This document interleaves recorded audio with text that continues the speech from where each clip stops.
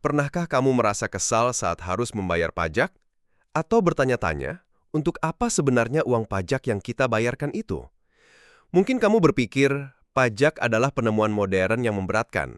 Tapi, bagaimana jika kukatakan padamu, konsep pajak itu sudah ada sejak ribuan tahun yang lalu, bahkan jauh sebelum negara-negara modern terbentuk. Sejak zaman Fir'aun di Mesir kuno, manusia sudah mengenal dan membayar pajak. Ini bukan sekadar kewajiban finansial, tapi sebuah cerminan evolusi peradaban manusia. Dalam video ini, kita akan melakukan perjalanan melintasi waktu, menelusuri jejak pajak dari gurun pasir Mesir kuno yang panas, melalui jalan-jalan kekaisaran Romawi yang megah, hingga ke sistem perpajakan modern yang kita kenal hari ini. Kita akan mengungkap mengapa pajak muncul, bagaimana bentuknya berubah seiring zaman, dan yang terpenting, mengapa kita, sebagai warga negara, harus membayar pajak.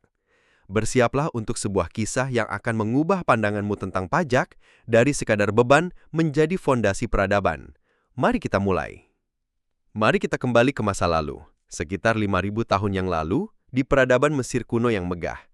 Disinilah menurut catatan sejarah, pajak pertama kali diterapkan secara sistematis. Bukan dalam bentuk uang koin atau kertas seperti sekarang, melainkan dalam bentuk barang dan hasil pertanian. Bayangkan, para petani harus menyerahkan sebagian gandum, ternak, atau hasil panen lainnya kepada Fir'aun. Fir'aun, sebagai penguasa tertinggi dan dianggap sebagai dewa, memiliki kekuasaan mutlak. Pajak ini dipungut untuk mendanai berbagai proyek besar kerajaan, seperti pembangunan piramida yang megah, kuil-kuil, irigasi, dan untuk membiayai pasukan militer. Para pemungut pajak, yang dikenal sebagai juru tulis atau pejabat kerajaan, memiliki peran krusial dalam sistem ini. Mereka mencatat setiap detail pungutan dengan cermat dalam hieroglif di papirus dan prasasti batu. Catatan-catatan ini menjadi bukti administrasi pajak tertua di dunia. Sistem pajak di Mesir kuno ini menunjukkan bahwa bahkan di zaman yang sangat kuno, para penguasa sudah memahami pentingnya mengumpulkan sumber daya dari rakyat untuk kepentingan bersama, atau setidaknya untuk kepentingan kerajaan. Ini adalah fondasi awal dari konsep pajak sebagai kontribusi wajib warga negara untuk mendanai fungsi-fungsi pemerintahan. Meskipun bentuknya sederhana, prinsip dasarnya tetap sama. Sebagian dari hasil kerja rakyat digunakan untuk mendukung struktur kekuasaan dan pembangunan peradaban.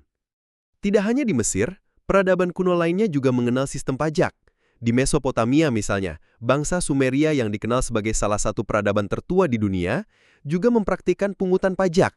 Mereka membayar pajak dalam bentuk hasil panen atau barang lainnya kepada pemerintah kota. Pajak ini digunakan untuk membiayai pembangunan kota, pemeliharaan kuil, dan mendukung para penguasa serta militer. Ini menunjukkan bahwa konsep kontribusi wajib untuk kepentingan umum sudah tersebar luas di berbagai peradaban awal. Beranjak ke Kekaisaran Romawi, sistem pajak menjadi jauh lebih terorganisir dan kompleks. Romawi dikenal dengan efisiensi administrasinya, dan ini juga berlaku untuk perpajakan. Salah satu jenis pajak yang paling terkenal adalah tributum, yang dikenakan pada warga negara Romawi untuk mendukung operasional militer dan pemerintahan yang luas. Selain itu, ada berbagai jenis pajak lain, seperti pajak atas tanah, warisan, penjualan, bahkan pajak atas penggunaan toilet umum. Para pemungut pajak di Romawi, yang disebut publikani, seringkali memiliki reputasi buruk karena praktik korupsi dan pemerasan. Namun terlepas dari kontroversinya, sistem pajak Romawi memungkinkan kekaisaran untuk mendanai ekspansi militer yang masif, pembangunan infrastruktur yang luar biasa, seperti jalan dan akuaduk, serta menjaga stabilitas wilayah yang sangat luas.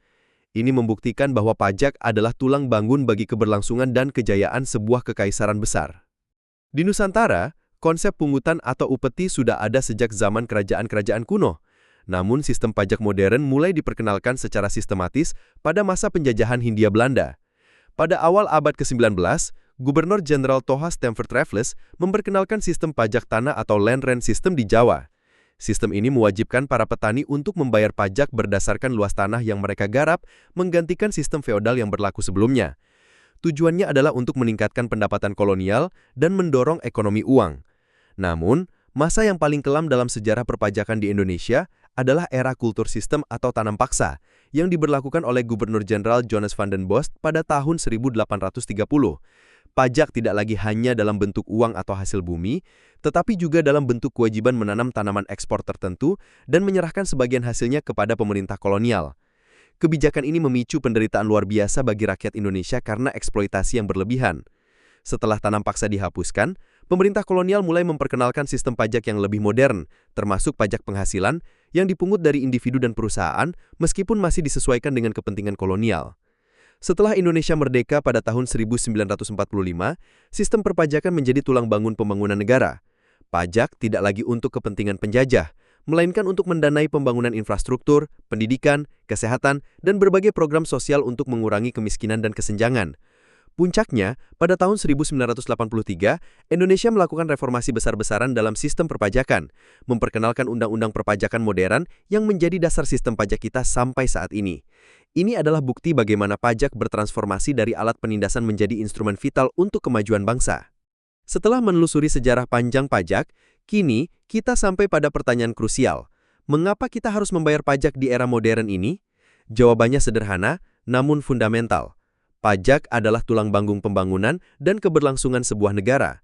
Tanpa pajak, negara tidak akan memiliki sumber daya yang cukup untuk menjalankan fungsinya dan menyediakan layanan publik bagi warganya. Fungsi utama pajak adalah sebagai sumber pendapatan negara. Dana yang terkumpul dari pajak digunakan untuk membiayai berbagai sektor vital, seperti pembangunan jalan, jembatan, pelabuhan, dan infrastruktur lainnya yang mendukung perekonomian. Pajak juga mendanai sektor pendidikan, mulai dari pembangunan sekolah, gaji guru, hingga beasiswa bagi siswa. Di sektor kesehatan, pajak membiayai rumah sakit, puskesmas, program imunisasi, dan jaminan kesehatan bagi masyarakat. Selain itu, pajak juga digunakan untuk membiayai pertahanan dan keamanan negara, penegakan hukum, serta berbagai program sosial untuk mengurangi kemiskinan dan kesenjangan. Singkatnya, pajak bukan hanya kewajiban, tetapi juga investasi kolektif kita dalam membangun masyarakat yang lebih baik, adil, dan sejahtera. Ini adalah harga yang kita bayar untuk peradaban. Jadi dari gandum yang diserahkan kepada Firaun hingga potongan gaji bulanan kita, pajak telah menjadi bagian tak terpisahkan dari peradaban manusia. Ia adalah fondasi yang memungkinkan masyarakat berkembang, membangun infrastruktur, mendidik generasi, dan menjaga ketertiban. Memahami sejarahnya membantu kita melihat bahwa pajak bukan sekadar beban, melainkan sebuah kontribusi kolektif untuk menciptakan masyarakat yang lebih baik dan lebih terorganisir. Semoga video ini memberikan perspektif baru tentang mengapa kita harus membayar pajak. Jika Anda menyukai penjelasan ini dan ingin terus belajar tentang topik-topik menarik lainnya, jangan lupa untuk like video ini, subscribe ke channel kami, dan aktifkan lonceng notifikasi agar Anda tidak ketinggalan video-video edukatif lainnya. Bagikan juga video ini kepada teman dan keluarga Anda agar mereka juga memahami pentingnya pajak. Sampai jumpa di video berikutnya.